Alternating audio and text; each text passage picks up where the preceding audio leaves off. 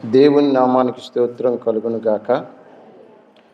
మరియు మీరు సర్వలోకానికి వెళ్ళి సర్వ సృష్టికి సువార్తను ప్రకటించుడి. నమ్మి బాప్తిసం పొందినవాడు రక్షింపబడును. దేవుని నామానికి స్తోత్రం కలుగును గాక. ప్రభునందు ప్రియ దేవుని బిడ్డలారా, ఈరోజు అంశము శిష్యులనుగా చేయుడి. శిష్యులను చేయుడి. ఏం చేయాలటండి? శిష్యులను చేయుడి. ఈ సర్వ సృష్టికి సువార్తను ప్రకటించిన తర్వాత, నమ్మిన తర్వాత బాప్తిసం ఇమ్మని ఇక్కడ మత్తయి సువార్తలో యేసు ప్రభు వారు చెప్పారు ఈ మాటను. ఈ మాటను మనం జాగ్రత్తగా అర్థం చేసుకున్నట్లయితే, యేసు ప్రభు శిష్యులకి ఎప్పుడు చెప్పాడు ఈ మాట అంటే, ఆయన పునరుత్థానుడైన తర్వాత ఆరోహణం అవ్వక ముందుగా వచ్చి చెప్పిన మాట ఇది. ఈ యొక్క మార్కు సువార్త చివరి అధ్యాయంలో చివరి వచనాలలో ఈ మాటలు ఆయన ఆరోహణము కాకముందు ఆయన ఈ మాటలు చెప్పారు. ఆయన తర్వాత కూడా ఆయన అక్కడ ఇంకా మార్కు సువార్త కాకుండాను మత్తయి సువార్తలో కూడా 28 అధ్యాయం 19 వచనంలో ఇంకొక మాటను కూడా చెప్పాడు. ఎందుకు అంటే ఇక్కడ ప్రతిదీ ఒక్క మాట మీద మనము నిలబడిపోవటానికి లేదు. 2-3 మాటల మీద మనము నిలబడినప్పుడే అది సంపూర్ణమవుతుంది.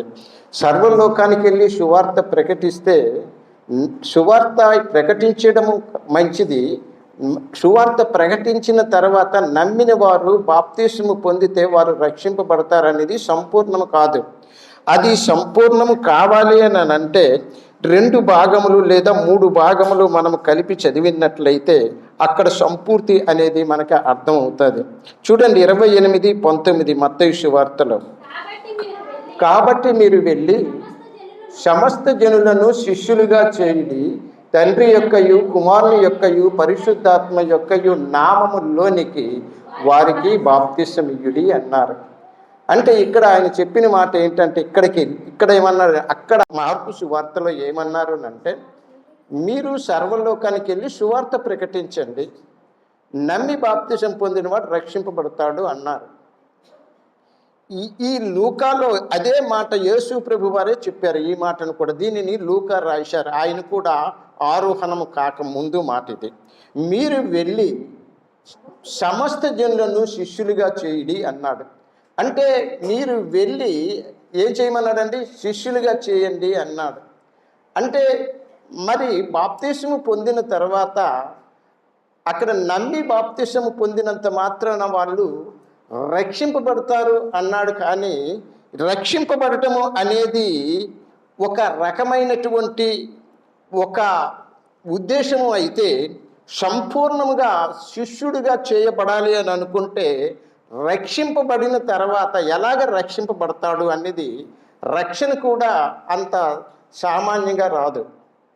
రక్షణ అనేది చాలామంది మేము రక్షింపబడ్డాము అని అంటున్నారు, కానీ రక్షింపబడేది సంపూర్ణమైనటువంటిది కాదు. అది రక్షింపబడలేదు అని నేను అనుకుంటున్నాను. కాబట్టి దేవుని బిడ్డలైన మనము ప్రతి ఒక్కరికి సువార్త ప్రకటించడం అనేది మొట్టమొదటి మెట్టు. ఎందుకనంటే సువార్త ప్రకటించిన తర్వాత వారు బూది గంతముల వరకు వెళ్ళి వాళ్ళు ఏం చేయాలంటే సువార్త ప్రకటించడమే కాకుండాను వారు సాక్షులుగా కూడా ఉండాలి. రక్షింపబడిన వాళ్ళు సాక్షులుగా ఉండాలి. ఇక్కడ ఒక మెట్టుని మనం చూచినట్లయితే, మొదట ప్రకటన సువార్త ప్రకటించాలి. తర్వాత సువార్త ప్రకటించిన వారు జాగ్రత్తగా వారిని పరిశీలన చేసి వారు నమ్మిన తర్వాత లేదా విశ్వసించిన తర్వాత వారికి ఏం చేయాలన్నాడండి? బాప్తిసం ఇమ్మన్నాడు. బాప్తిసం ఎప్పుడు ఇవ్వాలి అని అంటే, బాప్తిసం అంత తేలిగ్గా ఇచ్చేయటానికి వీల్లేదు. మారు మనస్సు పొందాలి. ఏ మనస్సు పొందాలండి? విశ్వసించినంత మాత్రాన బాప్తిసం ఇచ్చేస్తే అది సరైంది కాదు. మారు మనస్సు పొంది బాప్తిసం పొందాలి. మారు మనస్సు పొందాలి. మారు మనస్సు లేకుండా నువ్వు బాప్తిసం పొందిన విశ్వాసం అనేది అందరికీ ఉంది. ఆ విశ్వాసం అనేది లేదా నమ్మకం అనేది అన్యుడికి కూడా ఉంది. ఈ లోకంలో ఉన్న ప్రతి ఒక్కరికి యేసు ప్రభు మీద దెయ్యానికి కూడా విశ్వాసాలు ఉన్నాయి. దెయ్యం కూడా దేవుణ్ణి నమ్ముతుంది. దెయ్యానికి దేవుడు తెలుసు. దేవుడు అని అంటే దెయ్యానికి కూడా తెలుసు. ఎందుకు అంటే వాళ్ళకి బోధలు కూడా తెలుసు, వారికి ప్రసంగాలు కూడా యేసు ప్రభుని గురించి బాగా తెలుసు. అందుకని అంటాడు దెయ్యాలు కూడా దేవుణ్ణి నమ్ముతున్నాయి. దేవుని శక్తి ఏంటో దెయ్యానికి కూడా తెలుసు. కాబట్టి దేవుని బిడ్డలమైన మనం నమ్మేదానికంటే, విశ్వసించిన దానికంటే మనం చేసేది ఏంటి అంటే మొట్టమొదట అంశం ఏంటంటే మారు మనస్సు పొందాలి. ఏం పొందాలండి? మారు మనస్సు పొందకుండా నువ్వు బాప్తిస్మం కాదు కదా, నువ్వేమీ పొందలేవు. మారు మనస్సు పొందితేనే తప్ప. ఎందుకనంటే దేవుని బిడ్డలారా, ఈ మాటలు కూడా అపోస్తుల కార్యములు 2వ అధ్యాయం 38వ వచనంలో అపోస్తుడైనటువంటి పేతురు గారు చెప్తారు. చాలా శ్రద్ధగా జాగ్రత్తగా వినండి. మీరు మారు మనస్సు పొంది పాప క్షమాపణ నిమిత్తము ఏం పొందాలటండి? యేసు ప్రభువు వారు సువార్తల్లో చెప్పి ఆయన ఆరోహణం అయిపోయారు. ఆరోహణం అయిపోయిన తర్వాత ఈ అపోస్తులు 120 మంది ఆ మేడగదిలో ఉన్నారు. వారు ప్రార్థన చేస్తున్నారు. వారితో పాటు 11 మంది శిష్యులు కూడా ఉన్నారు. ఎప్పుడైతే వాళ్ళు ఉన్నారో వాళ్ళ మీదికి పరిశుద్ధాత్మ సంపూర్ణముగా అగ్ని జ్వాలల వలె వారి మీదికి పరిశుద్ధాత్మ వచ్చినట్లు ఆ 2వ అధ్యాయంలో మనం చూస్తాం. కాబట్టి పరిశుద్ధాత్మ నీ మీదికి రావాలి, మీరు పరిశుద్ధులుగా జీవించాలి, మీరు ఈ లోకములో శిష్యులు కావాలి అని అనుకుంటే మీరు ఏం చేయాలంటే ఇక్కడ మారు మనస్సు పొంది పాప క్షమాపణ నిమిత్తము బాప్తిస్మము పొందుడి అన్నాడు. పాప క్షమాపణ నిమిత్తము మీరు బాప్తిస్మము పొందిన తర్వాత ఏమొస్తుంది అన్నాడు? పరిశుద్ధాత్మ వరము పొందుదురు. అంటే మారు మనస్సు పొందకుండా, నువ్వు పాప క్షమాపణ పొందకుండా నువ్వు బాప్తిస్మము పొందితే పరిశుద్ధాత్మ నీ మీదకి రాడు.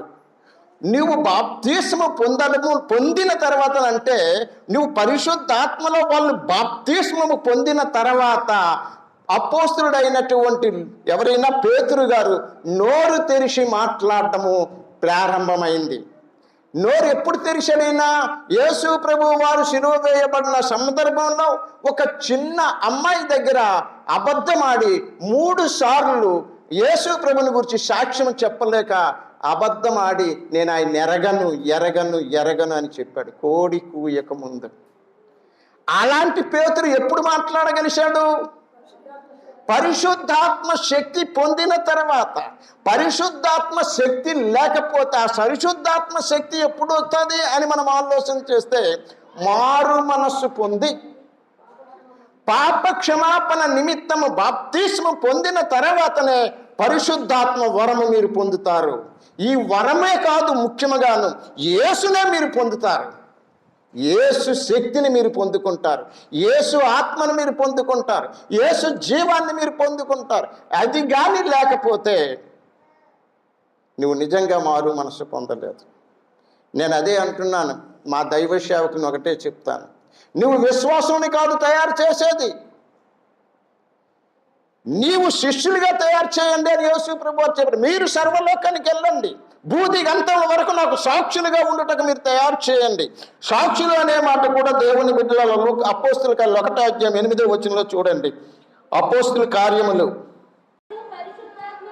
పరిశుద్ధాత్మ మీ మీదికి వచ్చినప్పుడు మీరేం పొందుకుంటారండి?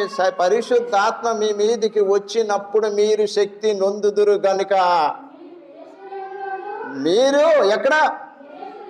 యెరూషలేములోను యూదయ సమరయ అంతటను బూది గంటముల వరకు మీరు నాకు సాక్షులై ఉందురు. దేవునికి స్తోత్రం కలుగును గాక. చప్పట్లు కూడా దేవుని మహిమపరచండి.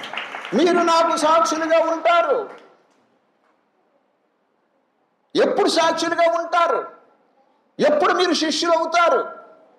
ఆయన చెప్పాడు మీరు వెళ్ళండి. ఈయనేమన్నాడు? ఇదే పేతురు గారు ఏమన్నారు? మీరు మారు మనస్సు పొందండి,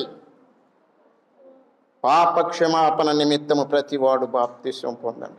నువ్వు ఒక సాక్షిగా అయిపోతే చాలదు, నువ్వు ఒక విశ్వాసి అయిపోతే చాలదు, నువ్వు కంపల్సరిగా శిష్యుడు కావాలి. నీవు శిష్యుడు అయితేనే, అందుకే ఆయన చెప్పాడు, మీరు వెళ్ళండి. లూకాసు వార్తలో ఏం చెప్పాడండి? మత్తయి సువార్త 28:9-19 కాబట్టి మీరు వెళ్ళి సమస్త జనులను శిష్యులుగా చేయండి అన్నాడు తప్పించి విశ్వాసులు చేయండి అని అనలే. శిష్యులుగా చేయండి. దేవుని బిడ్డలారా, మనము శిష్యులుగా చేయబడకపోతే, మనము శిష్యులుగా తయారు కాకపోతే, ఒక విశ్వాసి శిష్యుడిగా ఉండుటకు ఇష్టపడకపోతే, ఒక శిష్యుడిని మనము ఒక విశ్వాసిని మనం శిష్యుడిగా తయారు చేయలేకపోతే, రుచిని కోల్పోయిన ఉప్పు వలె దేవునికి పనికిరాని వాడవుతాడు ఆ విశ్వాసి. రుచిని కోల్పోయిన ఉప్పు వలె ఆ విశ్వాసం ఏమవుతాడు? దేవునికి పనికిరాని వాడవుతాడు. నువ్వు దేవునికి పనికి రావాలని అంటే నువ్వు వెళ్ళు, సమస్త జనులను శిష్యులుగా చేయడం. నువ్వు ముందు శిష్యుడవు.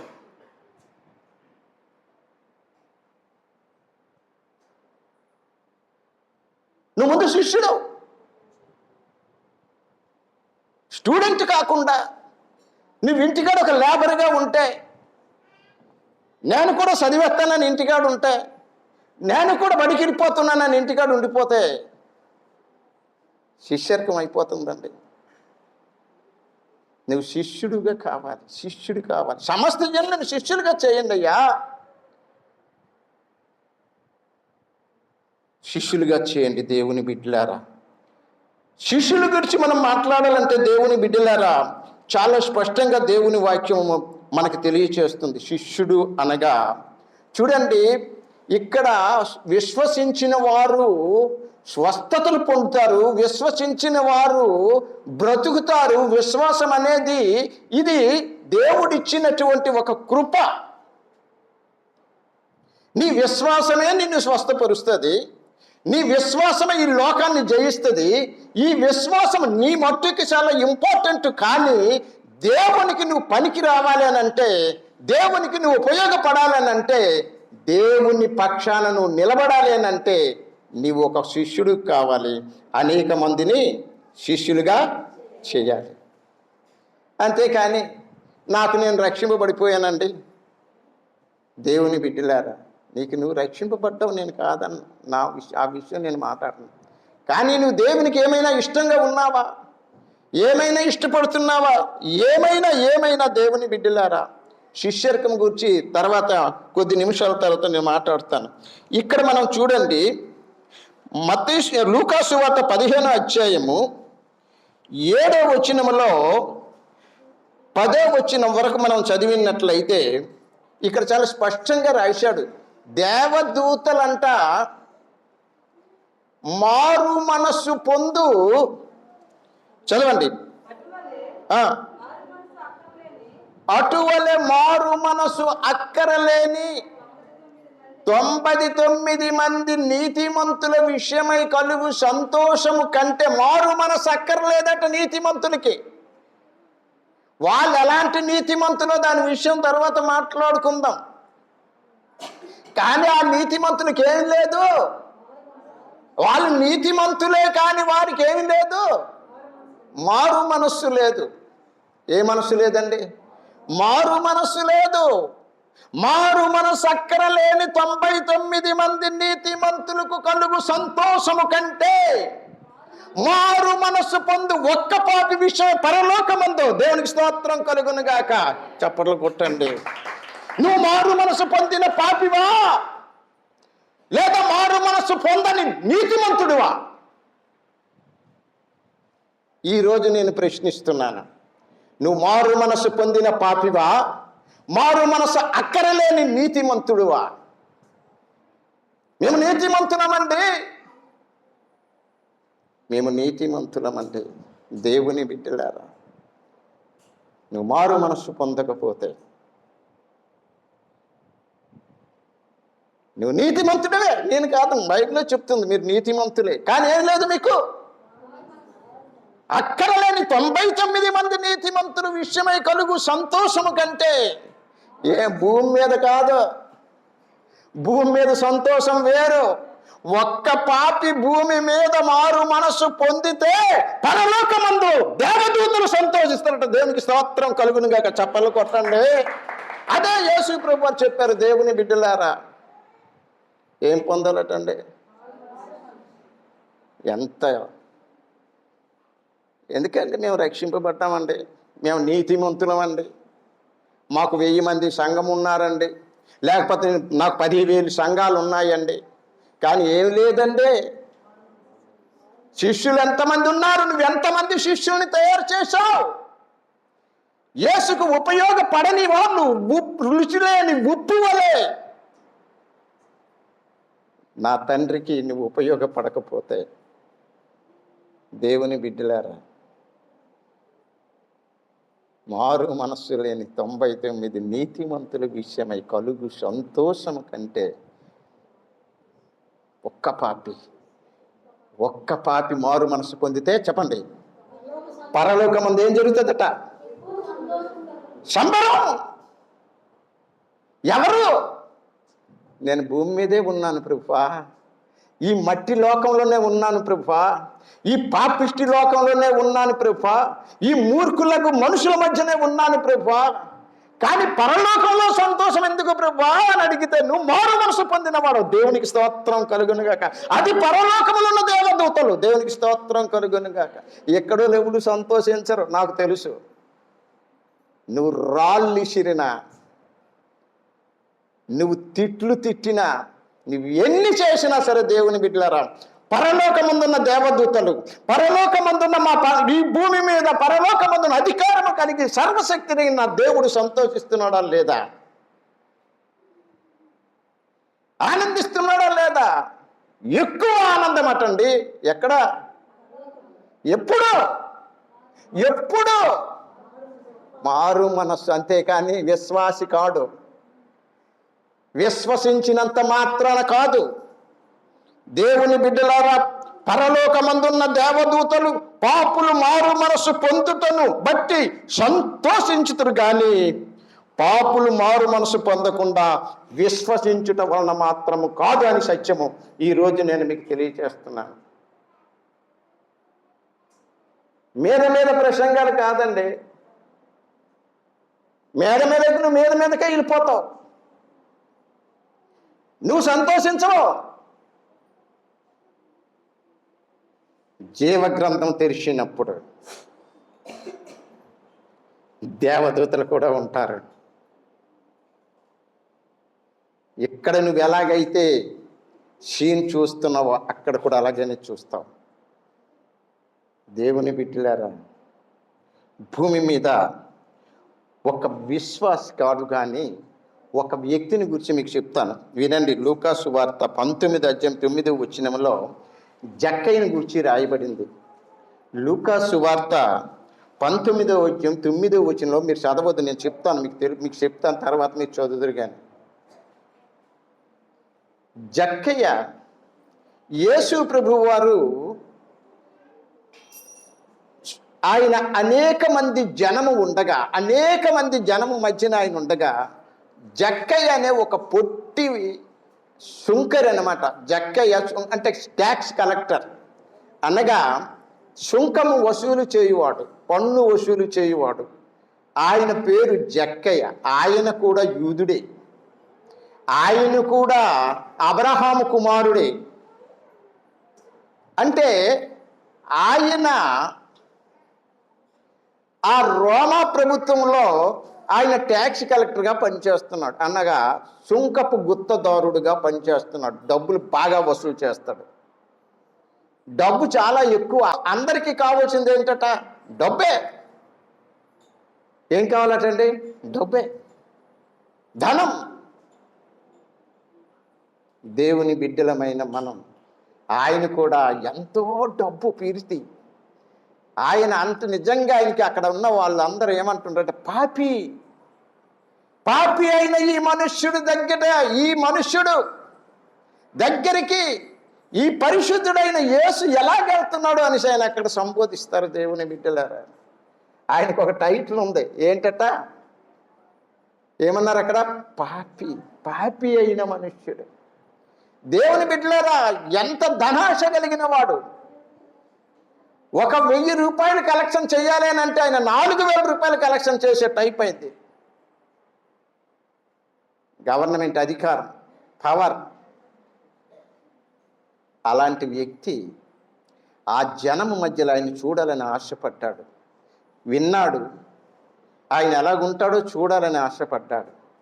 ఆయన చూడాలని ఆశపడి ఆ జనము దగ్గరికి వెళ్ళినప్పుడు ఆ జనమంతా ఆయన మధ్యన ఆయన ఉన్నప్పుడు ఈయన చాలా పొట్టివాడిగా ఉన్నందువలన ఆయన చూడలేకపోయినప్పుడు ఆయన చాలా గట్టోడు, తెలివైనవాడు. కాబట్టి ఇలాగ కాదు, యేసు ప్రభు ఈ మార్గాన వస్తాడన్న సంగతి తెలిసి ముందుగా పారిపోయి ఒక చెట్టు ఎక్కిపోయాడు. ఆ చెట్టు పేరు ఏ చెట్టు అది? ఏం చెట్టు అండి అది? మేడి చెట్టు ఎక్కిపోన్నాడు. ఈ మేడి చెట్టు ఎక్కేసి అక్కడ కూర్చున్నాడు. చక్కగా యేసు ప్రభు ఇలాగే కదా వస్తాడు, నేను చూస్తాను. అది ఆయన వాద, ఆయన ఆశ. ఎవరికైనా ఆశ, చూడాలనే ఆశ ఉంటే తప్పకుండా ఆయన కనబడతాడండి. ఆయన హృదయ రహస్యాలు ఎరిగిన దేవుడు. నీ ఆశ ఏమైంది? నీ కోరిక ఏమైంది? నీ ఉద్దేశం ఏమైంది? నీ మనస్సు ఎటుంది? ఆయన ఆశతో చెట్టు ఎక్కి చూస్తున్నాడు. అక్కడి నుండి యేసు ప్రభు వారే ఆయన్ని గుర్తిరిగాడు. దేవునికి స్తోత్రం కలుగును గాక. యేసు ప్రభువు వారే పొట్టి జక్కే నా కొరకు ఎదురు చూస్తున్నాడు చెట్టు ఎక్కన్న సంగతి యేసు ప్రభువుకి తెలిసిపోయి వాళ్ళందరూ వెనక వస్తున్నా, ముందు వస్తున్నా, పక్క నుండి వస్తున్నా ఆ యేసు ప్రభు ఆ పొట్టి జక్క ఎక్కిన చెట్టు దగ్గరకు వచ్చి జక్కయ్యా అని పిలిచాడు. దేవునికి స్తోత్రం కలుగును గాక. ఆయన పేరు ఈయనకి ఎలాగ తెలుసు? ఆయన చెట్టు ఎక్కాడని ఈయనకి ఎలాగ తెలుసు? ఆయన చూడాలని ఉందని ఆశ ఈయనకి ఎలాగ తెలుసు? ఆయన సర్వాత్రయ, ఆయన దేవుడు. చెట్టు కిందికి వచ్చి జక్కయ్య అని పిలిచాడు.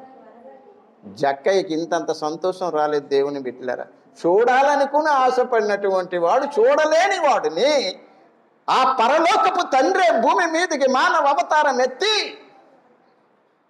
కానీ జక్కయ్యకి ఆ విషయం తెలియదు. ఈయన గూర్చి విన్నాడు అంత మట్టుకే, చూడాలని ఆశపడ్డాడు. కానీ యేసు ప్రభు వారు చెట్టు కిందికి వచ్చి జక్కయ్య త్వరగా దిగు ఏమన్నాడండి? జక్కయ్య త్వరగా దిగు, నేడు నేను నీ ఇంట ఉండవలసి ఉన్నది. చప్పట్లు కొట్టండి. దేవునికి నామానికి స్తోత్రం కలుగును గాక. దేవుని బిడ్డలారా, దిగవయ్యా. వీళ్ళందరినీ పక్కకు తోసేశాడు. దేవునికి స్తోత్రం కలుగును గాక. జక్కయ్య మీద ప్రత్యేకమైన మనసు కలిగింది దేవునికి, ప్రత్యేకమైన ఉద్దేశం కలిగింది దేవునికి. జక్కయ్యకు కూడా యేసు ప్రభు మీద ఉద్దేశం ఉంది చూడాలని. కానీ ప్రభు ఆయన మనసుని ఎరిగి, ఆయన ఉద్దేశాన్ని ఎరిగి, ఆయన గుణాన్ని ఎరిగి, ఆయన ఆశను ఎరిగి, ఆయన ప్రయత్నాలు ఎరిగి, జక్కయ్య త్వరగా దిగు, నేడు నేను నీ ఇంట ఉండవలసి ఉన్నది, వస్తున్నాను నీ ఇంటికి అనేసరికి గబ్బ దిగిపోయాడు. దర్ దిగిపోయాడు. దిగిపోయి వెళ్తున్నాడు. ఏం చేశాడండి? సంతోషంతో ఆయనను చేర్చుకున్నాడండి జక్కయ్య. ఇద్దరు కలిసి వెళ్ళారు. అక్కడ ఉన్నటువంటి ఆ మనుషులు ఏమంటున్నారు చూడండి. అందరూ అది చూసి వింటున్నాడండి. జక్కయ్య పరిస్థితి ఏంటో తెలుసా? ఈయన పాపి అయిన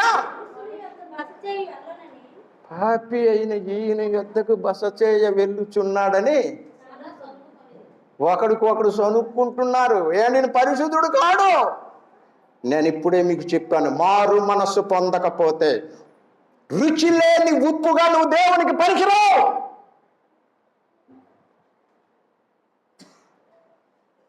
దిగి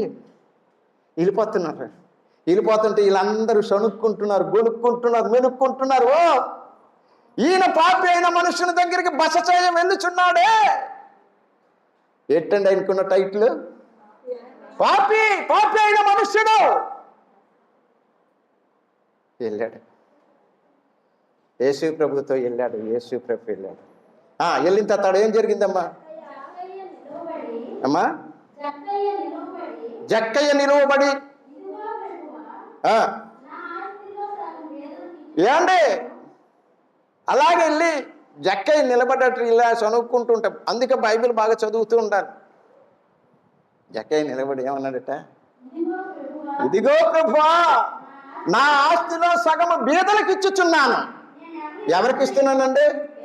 మొట్టమొదటి ఆయనకున్న ఆశ ఏంటి? ఆయన ధ్యాస ఏంటి? ఆయన ఉద్దేశం ఏంటి? ఆయన బ్రతికేంటి? డబ్బే. ఏంటంటే ఎంత సంపాదన అంత. అందుకే వాళ్ళు ఇచ్చిన టైటిల్ ఏంటి? వీళ్ళందరికంటే పాయపాట ఆయన. అంతే కదండి, వాళ్ళు ఇచ్చిన టైటిల్ ఏంటి? పాపి అయిన మనుష్యుని దగ్గరికి ఆయన బస చేయ వెళ్ళుచున్నాడు. అంటే ఎంత పెద్ద పేరు తెచ్చుకున్నాడు జక్కయ్య. దేవుని బిడ్డలారా, జక్కయ్య నిలబడిపోయి ఏమంటుంటారా, ప్రభువా ప్రభువా నా ఆస్తిలో సగము బీదలకు ఇస్తున్నాను. దేవుని బిడ్డలారా ఎంతండి? ఎవరికి ఇస్తున్నాడు? ఎవరు చెప్పారు ఆయనకి ఇమ్మని? ఎవరు చెప్పారు ఆయనకి ఇమ్మని? యేసు ప్రభు చెప్పాడా? ఆయన్ని చూడగానే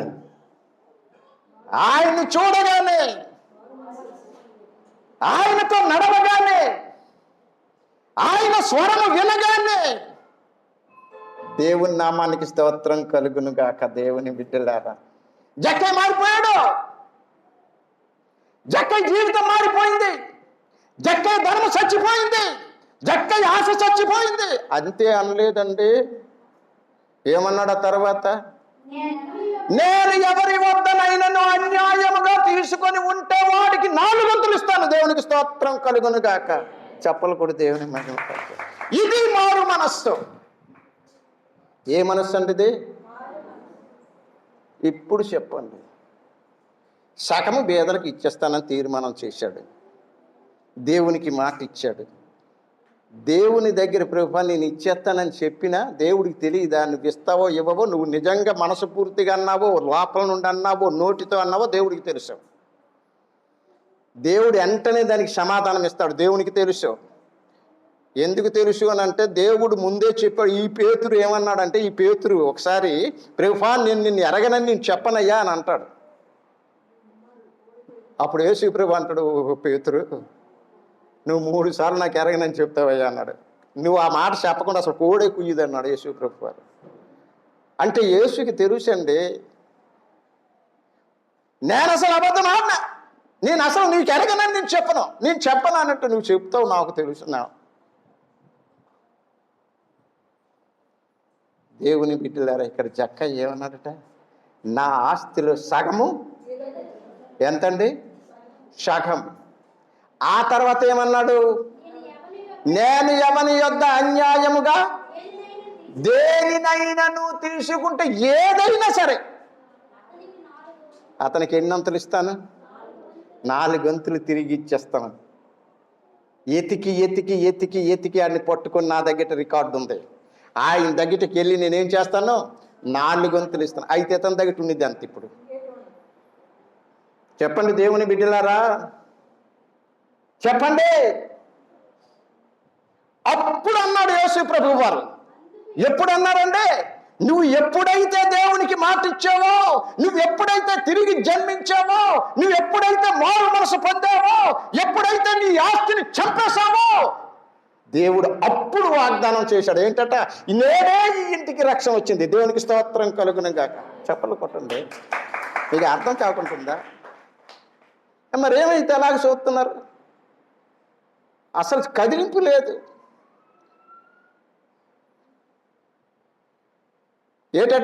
ఏటన్నాడండి? అందుకు యేసు ఇతడు కూడా అబ్రహాం కుమారుడే. మీరందరూ అబ్రహాం కుమారులే, అందరూ విశ్వాసులే, అందరూ దేవుని బిడ్డలే, అందరూ సాక్షులే. కానీ వాళ్ళకి ఏం లేదు.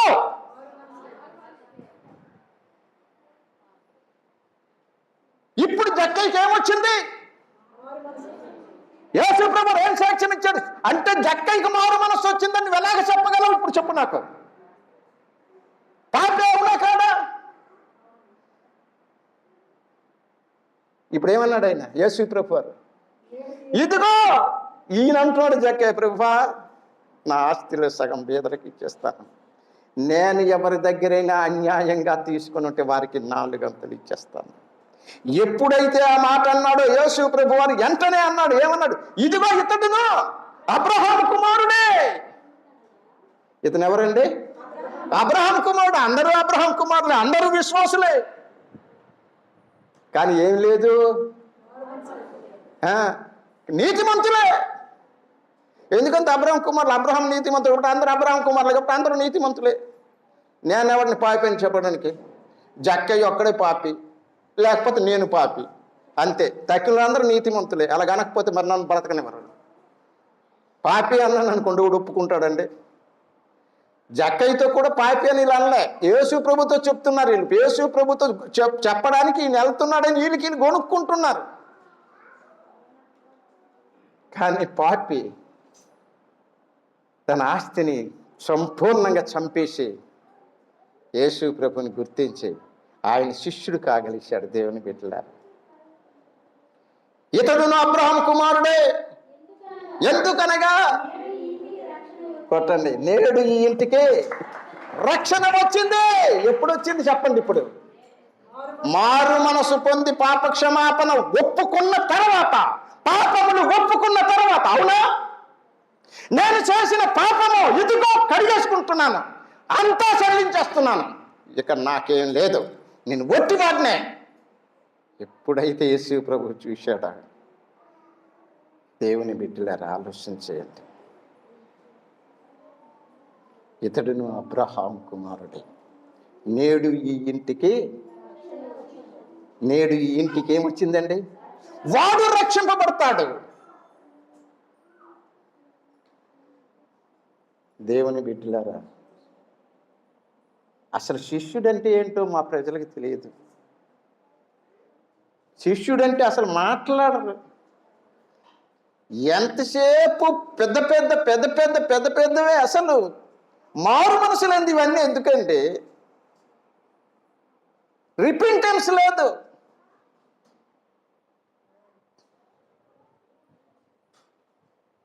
నువ్వు మారు మనసు పొంది బాప్తిసం పొందితే కదా ఏమొస్తుంది అన్నాడు ఆయన? పరిశుద్ధాత్మ వస్తుంది, ఆ వరం వస్తుంది. నేను బాప్తిసం పొందేశానండి. అడుగుతారు చాలామంది, మీరు ఎప్పుడు రక్షణ పొందారండి? ఈ రక్షణ పొందేశాడట. ఈ రక్షణ పొందేసిన డేట్ చెప్తాడట. రక్షణ పొందడం అని అంటాడు, బాప్తిసం తీసుకుంటే రక్షణ పొందేశాడట.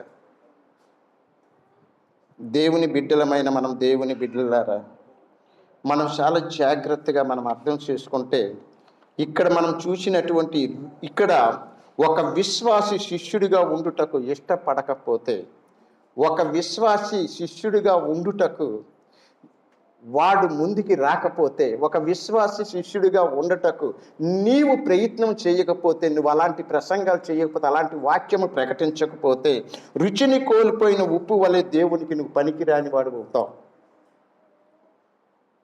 ఎందుకండి రుచి లేని ఉప్పు ఎందుకు ఎక్కడే చెత్తావు?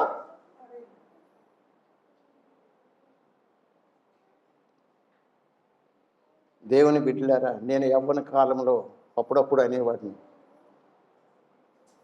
దేవుని సేవకులకి పసలేని ప్రసంగాలు, ప్రభులేని సంఘాలు, వీరేనా క్రైస్తవులు అనేవాడిని. పసలేని ప్రసంగంలో పసుందా? ఆ సంఘంలో ప్రభు ఉన్నాడా?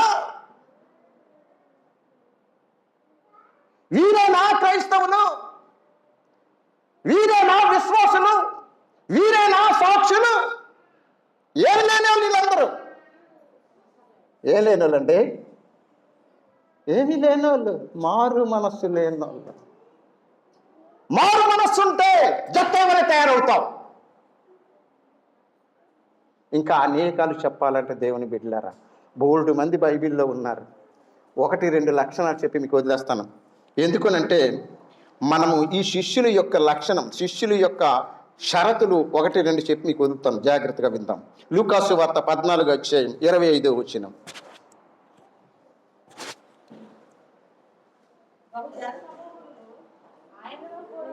అమ్మ మౌత్ తీసుకొని చదువురా. మౌత్ లేదా? ఇచ్చారు కదా.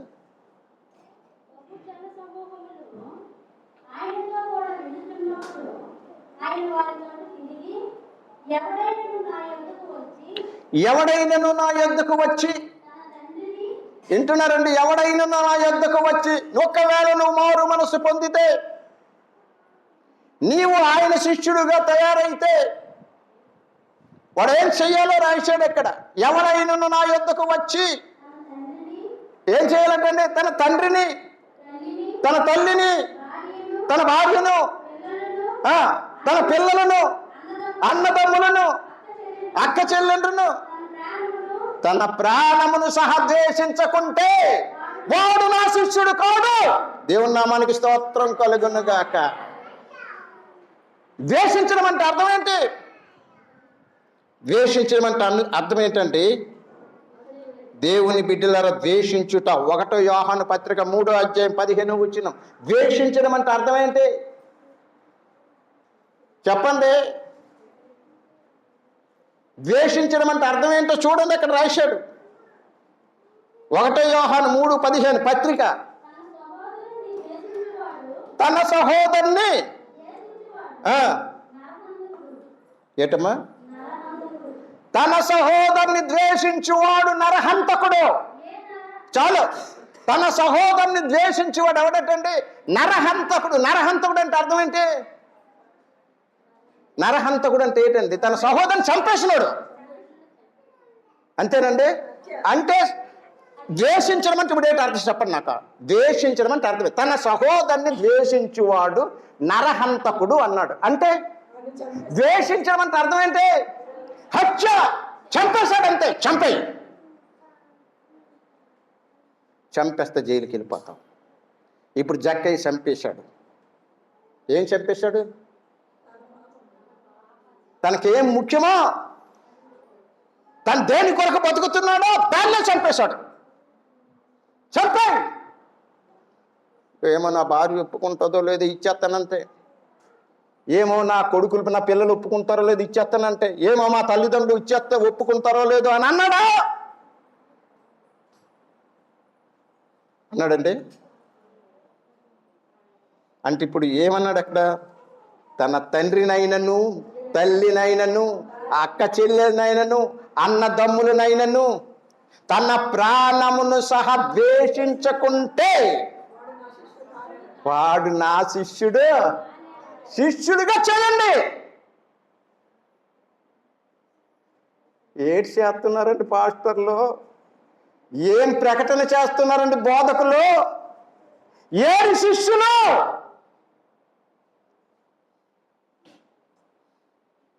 ఏరండి? ద్వేషించండి అంటే దాని అర్థం ఏంటి?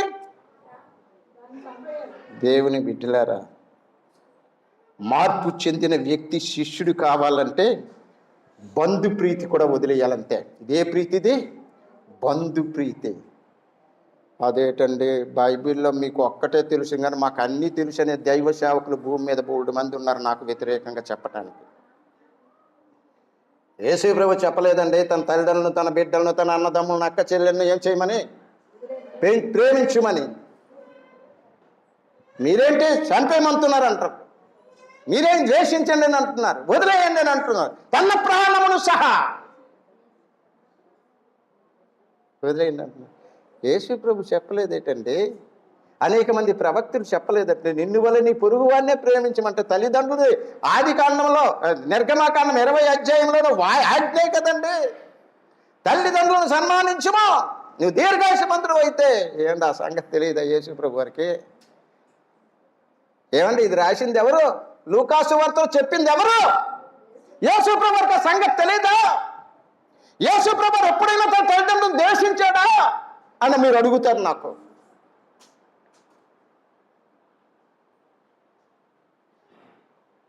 కొన్ని విషయాల్లో ఆయన కూడా తన తల్లి మాట వినలేదు. ఆయన తల్లి మాట ఎప్పుడు వినలేదు?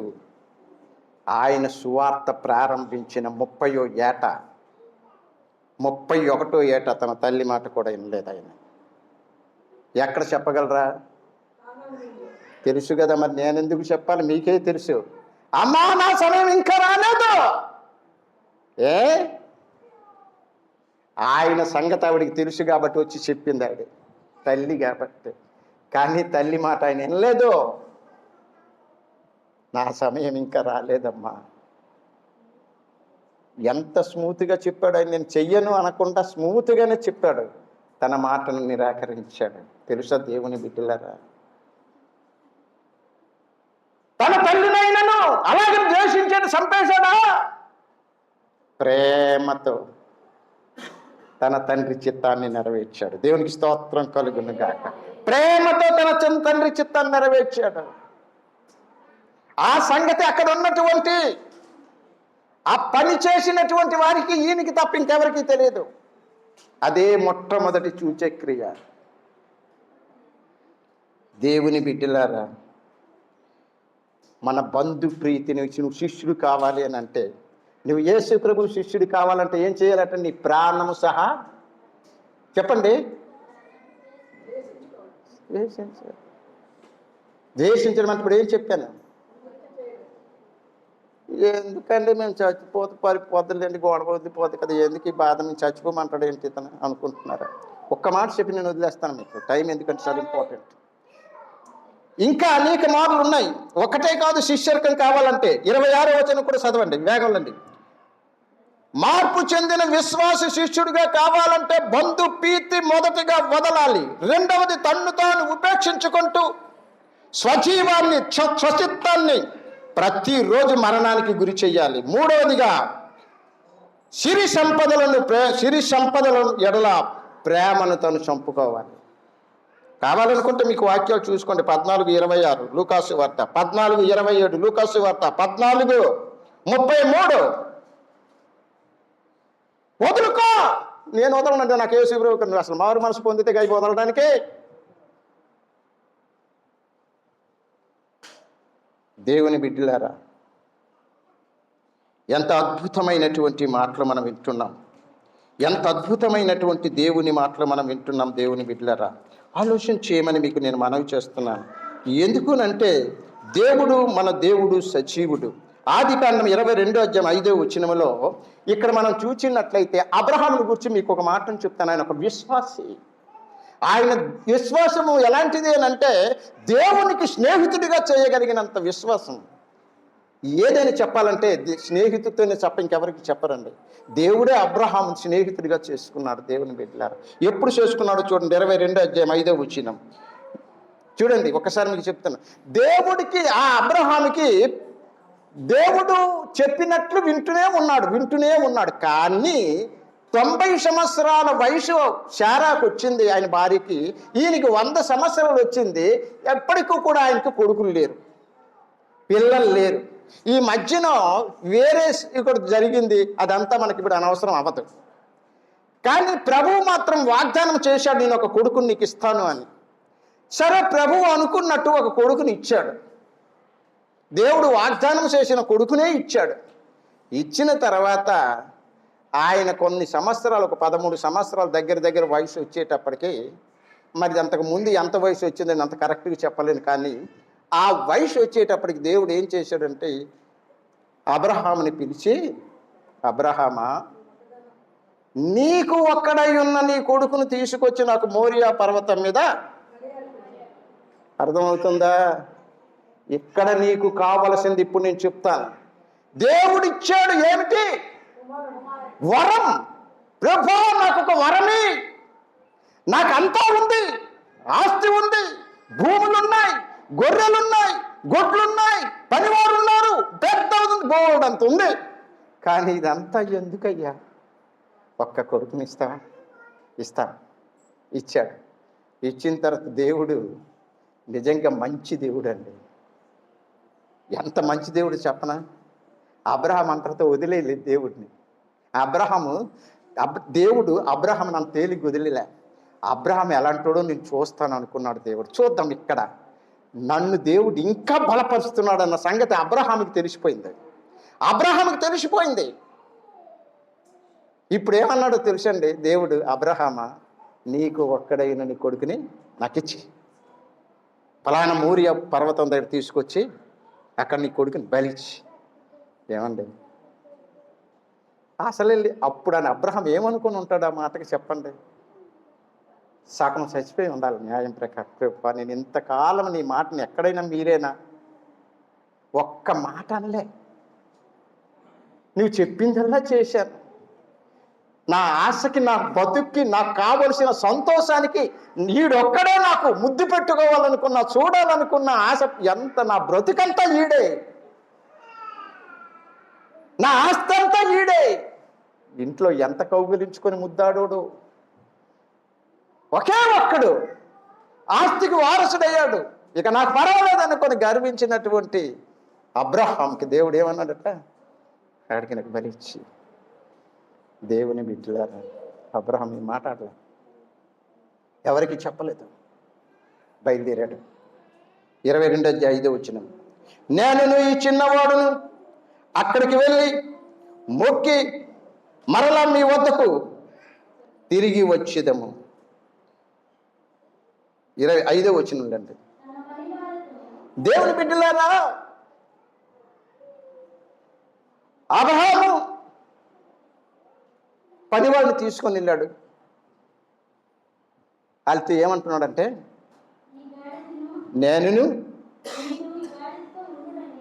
నేను చదివింది చదువమ్మా, అదంతా అనవసరం, నేను చెప్పినది చదవండి. నేను ఈ చిన్నవాడును అక్కడికి వెళ్ళి మ్రొక్కి మరలా మీ యొద్దకు వచ్చేదము. ఏమంటున్నాడండి? ఎవరి యొద్దకో వారితో వచ్చారు. ఇక్కడ ఆగండి అన్నాడు. వాళ్ళకి అక్కడ తీసుకెళ్ళలేదు, మోరియా పర్వతం దగ్గరికి కొంత దూరం తీసుకొచ్చి అక్కడ మీరు ఆగండి అన్నాడు. అక్కడ వాళ్ళు ఏమంటున్నాడు వాళ్ళతో? నేను ఈ చిన్నవాడును అక్కడికి వెళ్ళి మ్రొక్కి మరలా మీ యొద్దకు తిరిగి వచ్చేదము. ఏమండి, దేవుడు ఏమన్నాడు? తీసుకొచ్చి బలిచ్చి అన్నాడు. ఇద్దరు వస్తారు, ఒకడు వస్తాడా? మరి అబ్రహాం ఏమంటున్నాడు? అబ్రహాం ఏమంటున్నాడండి? చెప్పండి. నేను ఈ చిన్నవాడిని అక్కడికి వెళ్ళి మ్రొక్కి, అంటే మరలా మేమిద్దరము, అంతే కదండి, మేము వచ్చేదము, మరలా తిరిగి మీ యొద్దకు వచ్చేది. ఎంతమంది? అబ్రహాం ఏమనాలి? ఒక్కడే రావాలి. కానీ అబ్రహాంకి తెలిసిపోయింది. దేవుడికి అబ్రహాంకి ఏం తెలిసిపోయిందో తెలుసా? మా ఆవిడ 90 సంవత్సరాల వయసు, నాకేమో 100 సంవత్సరాల వయసులో, మా ఇద్దరికి పిల్లలు పుట్టే అవకాశం లేదు, మేమిద్దరం ఋషులైపోయి మృతతుల్యమైన గర్భం మాది. కానీ దేవుడు చేయగలడు, పునరుత్థానం కలుగ చేయగలడు నా దేవుడు అన్న నమ్మకం ఆయనకి కలిగింది. రెండవది, దేవుడికి ఒక ప్రశ్న వచ్చింది. ఏంటో తెలుసా? చాలామంది ఏమంటారో తెలుసునండి. ఇప్పుడు నేను మీకు అడుగుతాను ఒక ప్రశ్న, మీరు నాకు చెప్పండి. దేవుడు కావాలా, దేవుడిచ్చే వరం కావాలా? చెప్పండి. దేవుడు కావాలా, దేవుడిచ్చిన వరం కావాలా? చెప్పండి. ఎంతమంది చెప్తారు దేవుడు కావాలని? ఎంతమంది చెప్తారు దేవుడి వరం కావాలని? దేవుడిచ్చిన వరం ఇది. ఇస్తావా నీ కొడుకుని? ఇస్తావా నీ కొడుకుని? పాస్టర్ గారు, నీ కొడుకుని ఇస్తావా? వరం కదా, దేవుడు కావాలంటున్నావు. అబ్రహాం ఏం చేశాడు? వరం ఇచ్చిన దేవుడు కావాలా, వరం కావాలా? అంటే ఇప్పుడు మీకేం కావాలా? దేవుడు కావాలా? దేవుడు కావాలా? 10వ వంతు ఇవ్వరు అంత ఇవ్వరు, దేవుడు కావాలట. ఆ మాట చెప్పింది పాస్టర్ గారు. దేవుడా? డబ్బులు కావాలనండి. డబ్బులు ఇచ్చింది ఎవరు? పోనీ, నీకు ఇల్లు కట్టింది ఎవరు? నీకు పిల్లలు ఇచ్చింది ఎవరు? నీకు అమ్మా నాన్న ఇచ్చింది ఎవరు? నీ అమ్మా నాన్న కొడుకు కూతురు ఇచ్చింది ఎవరు? అమ్మ దేవుడు కావాలని దేవుడికి ఇస్తున్నావా? దేవుడు కావాలన్నావుగా. అబ్రహాం ఇదిగోండి విశ్వాసులకి తండ్రి. విశ్వాసం కూడా సరైనది లేకపోతే ఏం చేశాడండి అబ్రహాం? అబ్రహాం ఏం చేశాడమ్మా? ఏం చేశాడు? తీసుకెళ్ళి బంధించేసి నడిచి చంపాడు. కత్తి ఎత్తాడు అంతే. అబ్రహాం ఇప్పుడు వరాన్ని ప్రేమించాడా, దేవుడు ప్రేమించాడా? దేవుడు ఇచ్చిన వరమా, దేవుడు కావాలా? నీ కృపావరాలు కూడా అంతే, దేవుడు అడిగితే ఇచ్చవలసిందే. కానీ దేవుని బిడ్డలారా,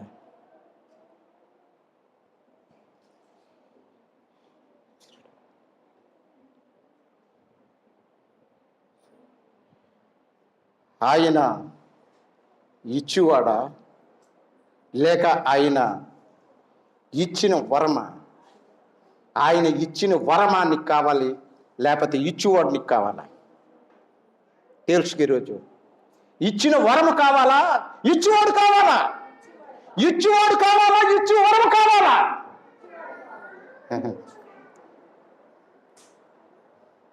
పెద్ద అబ్రహాం ఇచ్చేశాడు. ఎవరిని ఎత్తాడు? కత్తి. ఏమెత్తాడండి? కత్తి ఎత్తాడు. దేవుడు ఏం చేశాడు? అబ్రహామా అన్నాడంతే. ఆ చిన్నవాని మీద చేయొద్దు. ఇంటికి వెళ్ళాడు. ఇప్పుడు ఇద్దరు ఇంటికి వెళ్ళిపోయారు. ఇంటికి వెళ్ళి చూసిన తర్వాత కొడుకు కనబడుతుంది. ఇక్కడ ఇదంతా ఆశ్చర్యపోతున్నాడు, వెళ్తున్నాడు కానీ ఇదంతా ఆశ్చర్యపోతున్నాడు. దేవుడు నాకు చేసిన గొప్ప కార్యం ఏంటని. ఇంటికి వెళ్ళిన తర్వాత ఆయన నడిచి తిరిగి ఇటు అటు చూస్తున్నాడు. దేవుని బిడ్డలారా, ఇలా అలా చూస్తున్నాడు. నా కొడుకు దిక్కు చూశాడు. అబ్రహాం కొడుకు దిక్కు చూసి టక్కున హత్తుకోలే. ఎందుకు హత్తుకోలేదు తెలిసిన? వీడు నా కొడుకు కాదని అర్థమైపోయింది. దేవునికి స్తోత్రం కలుగనుక నేర్చుకున్నాడు. వీడు నా కొడుకు కాదు, వీడు దేవుని కొడుకు. ఎవరి కొడుకు? దేవుని కొడుకు. వీడు దేవుని కుమారుడు. అప్పుడు దేవుడు ఇస్సాకు చూపించి, ఇదిగో నీ సంతానం ఎలాగుంటుందో చూడు అన్నాడు. ఒక్కసారి నిన్ను ఆశీర్వదించి వచ్చుకనే చూడు అబ్రహాం. అర్థమవుతుందా దేవుని బిడ్డలారా? నీకు వరం కావాలా, వరం ఇచ్చి దేవుడు కావాలా? ఈరోజు నేను ప్రశ్నేస్తున్నాను దేవుని బిడ్డలారా. వద్దండి, అది జరగదు. దేవుడు కావాలట. చెప్పాడు, మేము అంత సులువుగా చెప్పేశారు. దేవుడు కావాలా?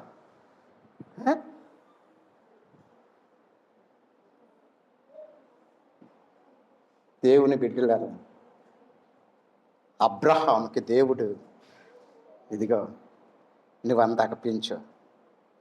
నువ్వు బలి ఇచ్చేసి ఉంటే ఆడు ఎక్కడున్నావు? ఎక్కడుంటాడు ఆడు? బలి ఇస్తుంటే చెప్పడు. బలి ఇస్తుంటే ఎక్కడుంటాడు? నా దగ్గర ఉంటాడు. అంతేనా? దేవుని దగ్గర ఉంటాడు. ఇప్పుడు నీది ఎక్కడున్నాడు? ఎవడోడు? నా కొడుకు, నా కుమారుడు. ఇదిగో నీకు అందాక వీడిని చూసుకొని ఆనందించు. ఎంతవరకు? కొద్ది కాలం ఆనందించు, నీకు ఇచ్చాను. నీకో నీకు ఇల్లు ఇచ్చాను. సపోజ్ నేను ఈ ఊరు వచ్చానండి, మీ ఊరు వచ్చానండి, నేను నాకు ఇల్లు లేదండి, నాకేం లేదండి, నేను సువార్త చేయడానికి వచ్చానండి. ఒక పెద్ద మనిషి ఎవడో చూసి కనికరించి, పాస్టర్ గారు మీరు దేవుని సువార్త చేయడానికి వచ్చారు, మీరు కొంతకాలం ఇదిగోండి ఈ మేడ మాదే ఖాళీగా ఉంది, ఈ మేడలో మీరు ఉండండి, మీరు నాకు అద్దె ఇవ్వక్కర్లేదు అన్నాడు.